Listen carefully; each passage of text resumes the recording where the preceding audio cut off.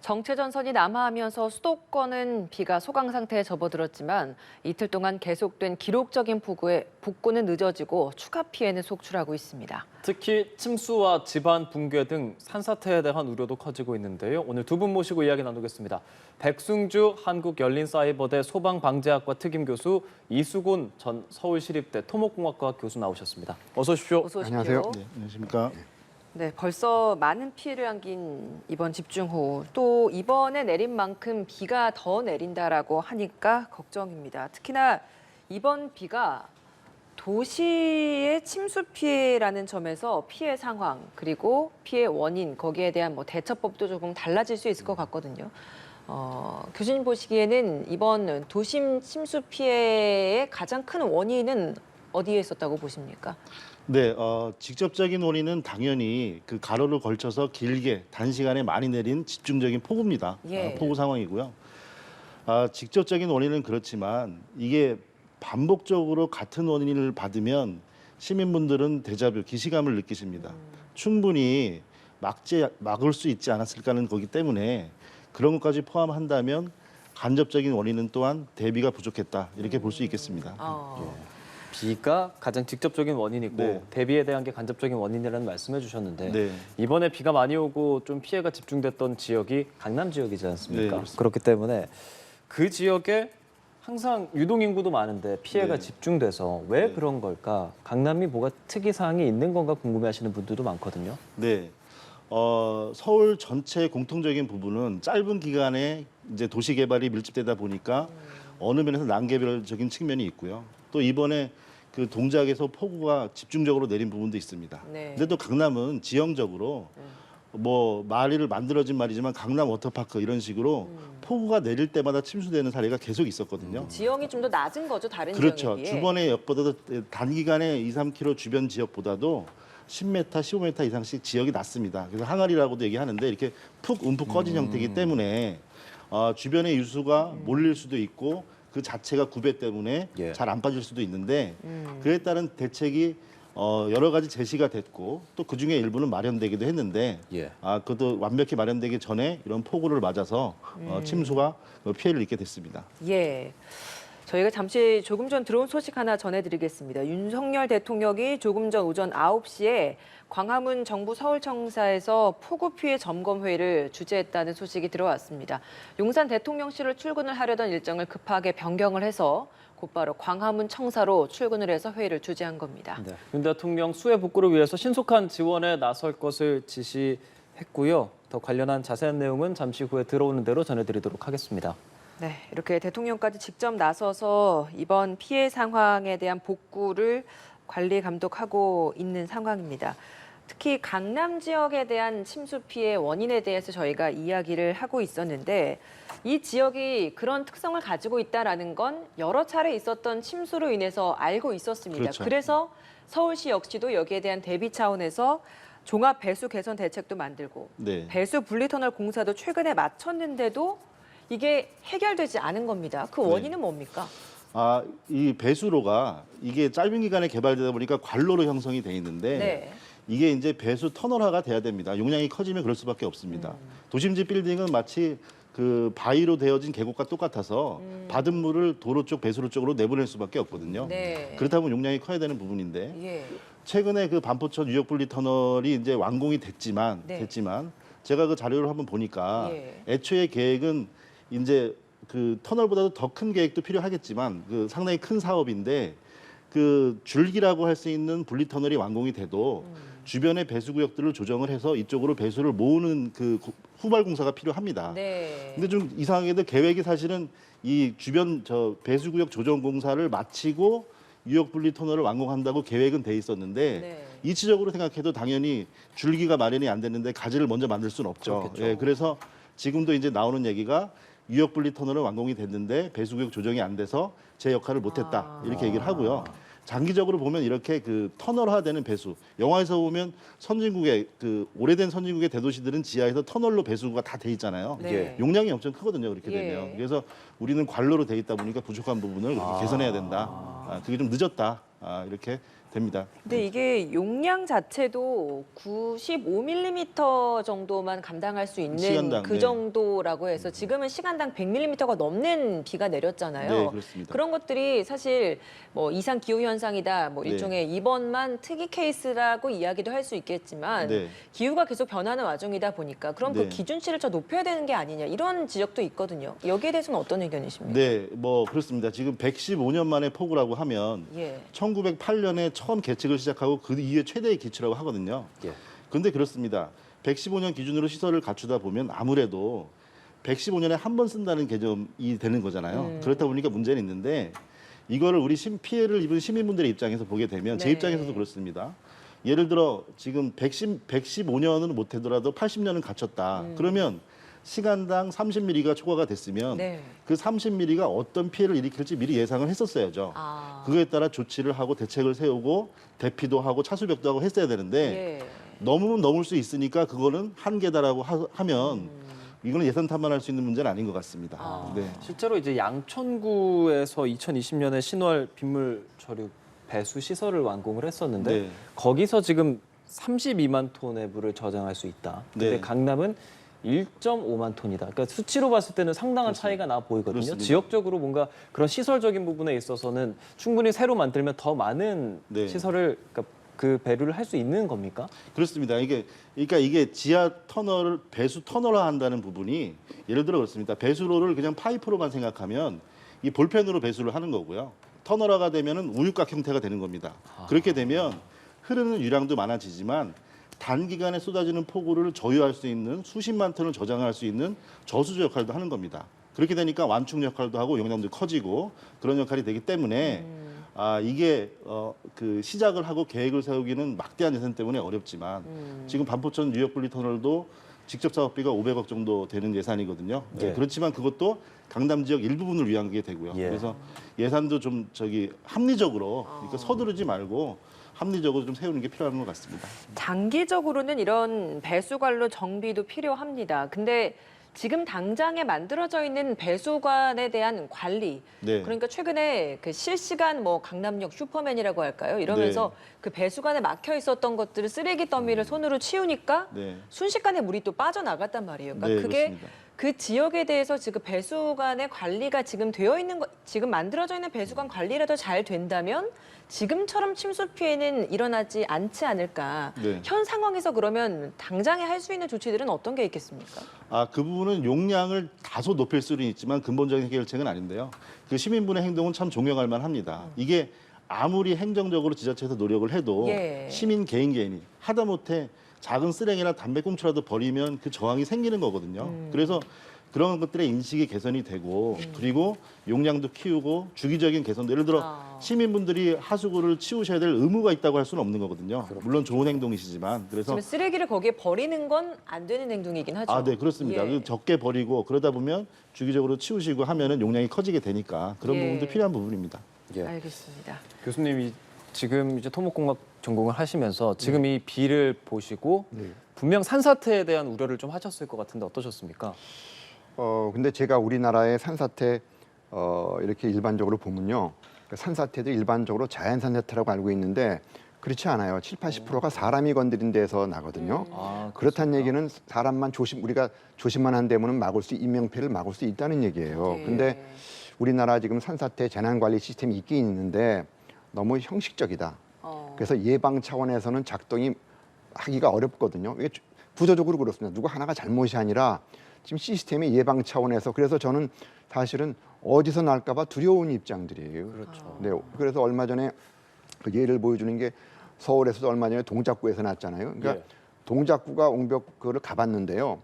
동작구가 특별히 나쁜 게 아니라 비가 동작구에 오면 동작구에서 무너지는 거고 성북구는 성북구에서 무너지는 겁니다. 그쵸. 근데 이게 전국적으로 너무 비일비재하거든요. 그런데 우리나라는 지금 재난 관리를 어떻게 하냐 하면 지자체에 있는 것들은 행정안전부에서 2007년도에 급경사지 위험 지역을 만들어 가지고 그런 법을 만들어서 급경사지 위험 지역이라고 한 16,000개를 관리를 해요. 예. 그것도 산림청에서는 또 어떻게 하냐면 부처가 다른데 취약적이라 가지고 전국적으로 또 16,000개를 관리합니다. 그건 자연산사태로 관리하는데요. 사실은 자연산사태하고 인위적인 산사태가 이게 따로 노는 게 아니거든요. 예. 근데 부처 간에 따로따로 관리합니다. 아, 그래서 제대로 안 되고요. 또 하나는 산림청에서 얘기하는 산사태 취약도 비가 많이 오면은 뭐 산사태 주의보 경보 내리지 않습니까? 네네. 뭐 서초가 내렸어요. 그럼 서초에 어디를 위험하다는 얘기는 없습니다. 그러니까 주민들이 어떻게 하라는 방법은 사실은 없어요. 형식 그렇죠. 비가 많이 오면 산사태 난다는 건 누구나 다 하는 얘기예요. 그렇죠. 이제 그런 얘기를 하고 있는 거거든요. 근데 취약 지역은 실제로 산사태 나서 인명피해나는 가보면은 산사태 취약 지역이 아닌 데서 나요. 인명피해가. 그게 하나가 있고요. 근데 또 비가 오면은 재난방송에서 얘기 못하는 게 또 뭐가 있냐면 지자체에서 얘기하는 또 급경사 위험 지역 16,000개가 있거든요. 행안부에서 예, 관리합니다. 그거는 지금 얘기를 안 해요. 왜 그렇습니까? 예, 그것도 이게 산사태가 주관기관이 산림청이거든요. 이게 따로 관리하기 때문에 지금 그런 거예요. 그래서 또 어려운 게 뭐가 있냐면 산사태는 또 위에서부터 치고 내려오거든요. 위에서 위에는 산림청, 주에는 국토부, 밑에는 또 행안부인데 이게 치고 내려오니까 여러 부처를 걷는데 이게 관리가 통합 관리가 안 되는 겁니다. 예, 그리고 또 뭐가 문제가 되냐면 지금 행안부에서도 지금 재난 관리를 16,000개를 하는데 우리가 지금 아까 행안부에서 16,000개, 산림청에서 지금 산사 취약 지역 26,000개, 42,000개거든요. 근데 지금 홍콩 같은 데서는 그 서울하고 비슷한데 54,000개를 관리합니다. 그 우리나라도 사실은 전국적으로 제가 2006년부터 9년도까지 그 행정안전부 소방관리청에서 24억 용역을 받아가지고 3년 동안 제가 100명을 데리고 전국을 파악을 했어요. 그래. 네. 100만 개 정도 있다고 추정이 돼요. 100만 개요. 네, 추정이 됩니다, 지금. 그런데 지금 우리는 지금 4만 2천 개만 하는 거거든요. 그러니까 산사태가 예측 안 한 데에서 지정 안 된 데 무너진 게 당연합니다. 그래서 예. 또 하나 예를 들면은 동작구청이 어저께 했지 않았습니까? 동작구. 예. 그거는 지금 급경사주 위험지역에 지정이 돼 있어요. 다행히도. 어. 그래서 지정이 돼 있으면 1년에 3번씩 조사를 하는데 지금 말씀하시는 곳이 지금 보여드리는 동작 사당동 극동 아파트 축대 붕괴 그 네, 사고 맞습니다. 말씀하시는 그것도 거죠? 중요한 건데요. 예. 정부에서 16,000개 중에서 관리하는 거 하나 들어가 있어요. 그러면 지정되면 1년에 3번씩 검토를 하는데 네. 올해 5월, 6월 달에 검토를 했습니다. 어. 해가지고 거기 뭐 단차가 약간 밀린 징후가 있다고 그거는 무슨 얘기인가 하면 지금 위험하다는 산사태 위험한 징후가 발견된 겁니다. 전문가에 예, 예. 의해서. 그러면은 비가 5월, 6월 달이니까 우기가 되면은 그 사람들 피하라고 얘기를 했어야 되는 거거든요. 주민들한테. 네. 근데 어떻게 돼 있냐면 그냥 인터넷 홈페이지에 올린답니다. 주민들은 모르고 있고요. 그러니까 비가 온다면은 차라리 위험 징후가 있기니까 비가 오면은 피하라고 얘기했었어야죠. 아니면 펜스를 치든지 복구할 시간이 없었습니다. 제대로 봉사를. 지금 그게 뭐냐면 행안부에서 법을 만들어가지고 하지만 관리가 안 되고 있다. 그러니까 관리를 해서 그냥 자기네들은 따로따로 그러니까 정부하고 국민들하고는 따로 이원화가 돼 있는 겁니다. 아, 지금 교수님께서도 그 현장을 다녀오셨잖아요. 네네. 직접 영상도 찍어서 저희한테 또 네네. 보여주셨는데 관리하는 구역이었다라고 말씀하셨는데 전혀 현장에 가보니까 미리 사전 대처가 되어 있지 않았다라는 말씀이신 거네요. 그렇진 않고요. 지금 무슨 문제가 있냐면요. 예. 거기가 바로 이 현충원이 있고 밑에가 큰 계곡이에요. 예. 계곡에서 이렇게 거기 바로 밑에 깎아가지고 옹벽 만들고 이게 아파트 만든 거거든요. 현충원 둘레길이 쭉 있는 곳 아니에요? 네네. 근데 거기서는 현충원에서부터 약간 큰 계곡이 그러니까 예. 능선 계곡 밑에가 지금 옹벽이 있는 거예요. 네. 그러면 누구나 알다시피 계곡에는 물이 몰리는 거거든요. 그렇겠죠. 지금 몰리는 데가 무너진 겁니다. 아, 그 무너질 때가 무너진 거고 당연하게 그건 상식적인 얘기거든요. 그런데 거기에 어떤 집 모이면은 우물처럼 파가지고 집수정을 해가지고 물을 뽑았어야 되는 거예요. 그런데 무슨 문제가 있냐면 거기서 대처할 수 없는 게 산 위에는 그건 또 정부 소관이고 아파트는 그 옹벽까지거든요. 그러니까 제대로 대한 대책을 하기가 어려운 거예요. 저 소관부처가 다르기 때문에 그래요. 쉽게 말해서 컨트롤 타워 하나가 없다는 말씀이신 네네. 거네요. 지금 모든 게 산사태고 모든 게 다 지금 그런데 아. 정부에서는 지금 정부에서 왜 보면 컨트롤 다 못했냐 그러잖아요. 예. 지금 여당 야당이 문제가 아니고 지금 수십 년 동안 그래 왔습니다. 이 근본적인 원인이 지금 해결이 안 되고 무슨 뭐 청와대에서 컨트롤 타워 해봤자 할 수가 없습니다. 밑에가 조직이 안 움직이거든요. 그래서 이거는 뭘 해야 되냐면 5천만 국민이 함께하는 재난관리 시스템을 만들지 않으면은 우리는 정부에서 해주기를 원하거든요. 그게 아닙니다. 가장 문제가 지금 국민들이 자각을 하셔야 돼요. 이게 정부에서 예. 해주는 게 아니다. 이번도 보면은 자기네가 5월, 6월 달에 이미 징후를 발견했는데 그거를 주민들한테 얘기가 직접 안 하자. 주민들은 모르고 있잖아요. 그렇죠. 예. 시스템이 있으면 뭐 합니까? 최소한 또 피하긴 했었어야 될 거 아니에요. 이거 행안부가 문제예요. 예, 예. 행안부 법을 만들어놨는데 실제로 제대로 작동하는지를 확인하지 않고 시스템이 없는 겁니다. 예. 우리가 예산이 없고 돈이 없고 뭐 인원이 없는 게 아니라 조직이 없는 게 아니라 시스템이 없어요. 재난을 예방할 수 있는 시스템이 작동하지 않습니다. 저도 생각을 해보니까 그때 당시에 비가 많이 왔을 때 무슨 구의 산사태가 위험하니 조심하시오 이런 문자를 받은 것 같은데 거기서 어떤 지역이 얼마나 위험하다에 대한 상세한 정보는 또 없었던 것 같아서. 근데 예를 들면요. 우면산이 났을 때 2011년도 7월 27일이거든요. 예. 11년 전인데 그때도 그때도 상당한 피해가 있었죠. 산사태 지도가 있습니다. 산림청에서 만든 게 전국적으로 다 위험 지역에서 거기 무너진 게 아닙니다. 그리고 또 취약 지역으로 거기가 된 게 아닌 데서 무너져가지고 16명이 사망하는 겁니다. 그때 당시에 우면산은 그런 지역으로 지정이 되어 있지 않았던 지역입니까? 않았고요. 그 지형이 아닌 데서 또 산사태 위험 지도가 있는데 지도가 어떻게 만드냐면 그냥 지형에 따라서 만드는 겁니다. 전국적으로 다 있습니다.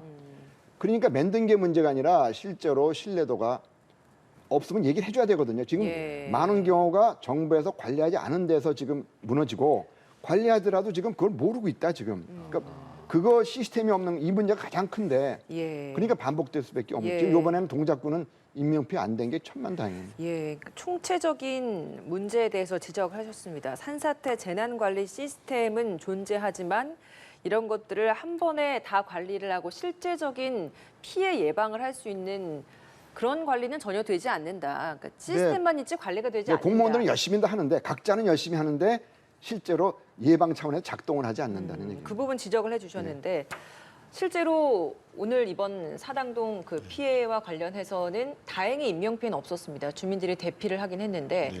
이렇게 실제 산사태가 닥쳤을 때 네. 어떤 식으로 대피를 해야 되는지 주민들이 네. 좀 알아야 될 것 같습니다. 네.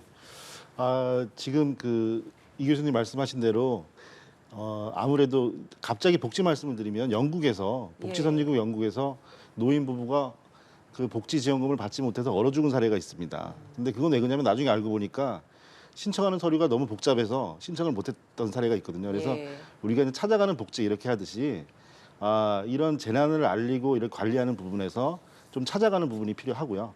또 우리 시민분들께서는 상황이 이런 상황에서는 정보를 찾아서 본인이 계신 곳 주변이 어떻게 위험한지 알아보시고 사전에도 챙겨보시고 또 비가 내리는 예보가 있을 때는 주변에 축대나 붕괴 조짐이 있는지 보셔야 될 필요가 있습니다. 예. 네, 그렇게 돼서 미리 좀 준비를 하시고요. 그리고 조짐이 보이고 예를 들어 나무가 기울어지고 땅이 울린다. 그건 산사태가 발생한 겁니다, 사실은. 그래서 그때까지 기다렸다가 대피한다 이건 말이 안 되고요. 그래서 그 전에 조짐을 보이면 지인분들 비상연락망이 없더라도 네. 지인분들을 통해서 이동 상황을 알리시고 그다음에 인근 대피소로 대피를 선제 대피를 하시는 게 그 중요하겠습니다. 전조짐이라고 하면 어떤 겁니까? 일단 산사태가 발생을 하면 이제 죄송합니다. 사고 시뮬레이션이라고 하는데 네. 나무가 쓰러지고 산이 깎아 내려오겠죠. 근데 예. 그 이전에는 산사태는 이런 호우 때문에 함수량 그리고 호우에 대한 강도 때문에 무너지게 되잖아요. 그렇죠. 그렇게 되면 아까 말씀하신 계곡에서 물이 막히고 이런 부분처럼 물이 흐르지 않던 방향으로 솟구치고 흐르게 됩니다. 그렇게 되면은 이 산의 하중이 계속 높아지거든요. 예. 그 비가 그친 후에 또 산사태가 많이 내리게 되고요. 예, 그래서 산사태가 나면은 이게 토속류로 함수가 많아지면은 강이 흐르듯이 집 안으로 건물 안으로 쓸고 들어옵니다. 그래도 인명피해가 커지게 되기 때문에 조짐이 보이는 것은 사전에 배수로가 가장 중요합니다. 어허. 배수 경로가 산에서 비가 와서 흘러내리는 물이 배수로가 다 배수가 되는지 막힘이 없는지 또 못 흘러서 다른 곳으로 솟구치지 않는지 이런 부분을 먼저 살피셔야 합니다. 그 말씀을 해주셨는데 맨홀 뚜껑이 열릴 정도로 뭔가 네. 역류하는 그런 현상이 일어나기도 했습니다. 강남 네. 지역에 특히 그랬고 그래서 실제로 맨홀 뚜껑이 열리고 네. 그쪽으로 남매로 추정되는 남녀가 빠져서 지금 실종이 된 그런 네. 사고도 있었거든요. 네. 그 정도로 뭔가 역류된다는 것도 그런 징후로 봐야 하는 거죠. 네, 안타까운 사고입니다. 그러니까 물이 의도되지 않은 방향으로 흐르고 있는 상황에서는 또 아까 말씀드린 배수가 관로일 때하고 터널하고 틀립니다. 관로는 주사기와 같거든요. 한쪽에서 용량이 감당이 안 되면 다른 쪽으로 흘러나오게 됩니다. 흘러나갔던 물은 또 반대쪽에 해소가 되면 갑자기 빨려 들어가게 되고 이게 터널로서 용량이 커지면 그런 문제가 안 생기지만 이 꽉 차서 흐르는 관로 상태에서는 이게 오르고 내리고 흐름이 막 역류가 되기 때문에요. 맨홀 때문에 물이 솟구쳤을 때 그리고 맨홀 주변에 물이 고여 있을 때는 예. 근처에 가지 않으시는 게 가장 안전합니다. 그렇게 사람이 빠지는 류의 사고들이 네. 종종 있습니까? 종종 있을 수는 없습니다. 이게 맨홀의 의도 자체가 흐름 방향이 한 방향으로 되게 돼 있고요. 맨홀은 길 관로에서 구배가 바뀌든지 합류가 되든지 이런 곳에 설치를 하거든요. 그래서 당연히 흐름 방향이 정해져 있는데 역류가 돼서 다시 빨려 들어가고 이런 부분은 예. 뚜껑이 덮인 게 벌써 열렸잖아요. 뚜껑이 열린 거는 밑에서 밀어 올려서 열린 거거든요. 예. 그 상태로 계속 역류가 되는 게 아니고 이게 반대로. 수위가 된 다음에는 갑자기 또 반대로 빨려 들어가게 됩니다.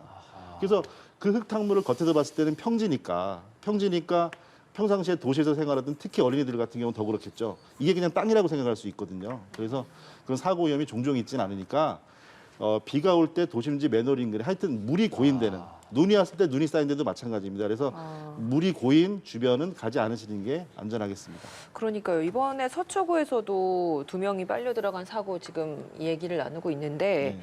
물난리가 났을 때는 흙탕물이 되고 바닥이 보이지가 않잖아요. 그렇습니다. 근데 지나가서 피해야 되잖아요. 네. 그러면 정말 이건 말 그대로 공포일 수밖에 없을 것 같아서요. 그렇죠. 일단 네. 어떻게 지나가야 되는 겁니까? 그러니까 이제 맨홀 같은 경우는 그 합류점 그러니까 유량이 갑자기 몰리는 부분에 설치가 되고요. 네. 그 다음으로 흘러가는 맨홀은 수위가 낮겠죠, 그죠? 그런데 그렇게 점차적으로 낮아서 최종적으로 배수가 되는데 어느 한 부분에서 물이 쏟아져 나온 상태는 뚜껑이 열려버립니다. 네. 갑자기 압력이 높아지니까 물 같은 경우는 가로세로 1m면 1톤의 무게가 돼버리는 거거든요. 그래서 그 힘으로 밀어 올려서 뚜껑을 열어서 물을 고이게 만든 거기 때문에 그리고 그 부분은 맨홀이 배수 장치가 아니거든요. 맨홀 구멍으로 이제 그 통기가 되고 약간의 물은 흘러내리지만 맨홀로 배수되는 건 아니거든요. 그래서 그 부분에 뚜껑이 열렸으면 이 맨홀엔 큰 문제가 있는 겁니다. 그래서 그 좀 광역의 부분으로 물이 고여 있겠지만 차량도 1차로 쪽으로 우회하시고 걸으실 때도 바깥쪽으로 해서 피하셔야 됩니다.